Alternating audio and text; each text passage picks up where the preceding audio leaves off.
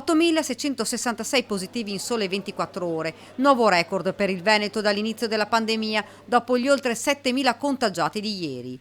La provincia di Treviso continua ad essere la maglia nera con 1.635 nuovi contagiati, seguita da Venezia e Padova. Il Natale non ha certo aiutato. Se noi guardiamo la storia dei ricoveri, sono tutte persone che si sono infettate negli ultimi 4-5 giorni, non gente che sta lì. Quindi anche tutte le infezioni di questi giorni che si rendono evidenti, quindi si vede anche che si è molto abbreviato il tempo dell'evidenza dell'infezione. Quindi stiamo raccogliendo adesso la fase natalizia.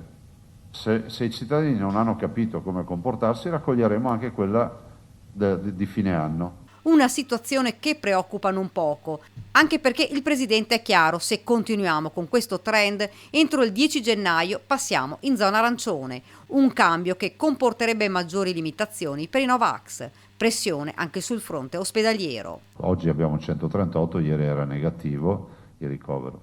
Io penso che fino all'Epifania si ballerà, insomma. Sarebbe già oro pensare di arrivare a metà gennaio e avere un inizio di discesa.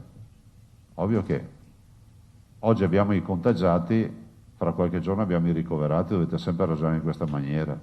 Vi ricordo che l'altro ieri vi ho detto che con 800 più o meno ricoverati in più, noi passiamo in zona arancione. 1480 persone ricoverate più 138, 190 si trovano in terapia intensiva. In isolamento nel Veneto, altro dato significativo, sono ben 80.456. Non solo si torna a parlare della questione tamponi, sono stati effettuati complessivamente 8.238.558 tamponi molecolari e 13.285.760 tamponi antigenici.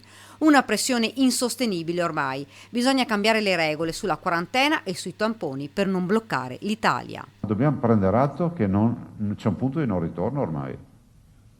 Oltre al fatto che non possiamo mettere in quarantena mezza Italia, se no vuol dire che è meglio facciano il lockdown e fanno una quarantena obbligatoria per tutti, ma questo noi non lo vogliamo.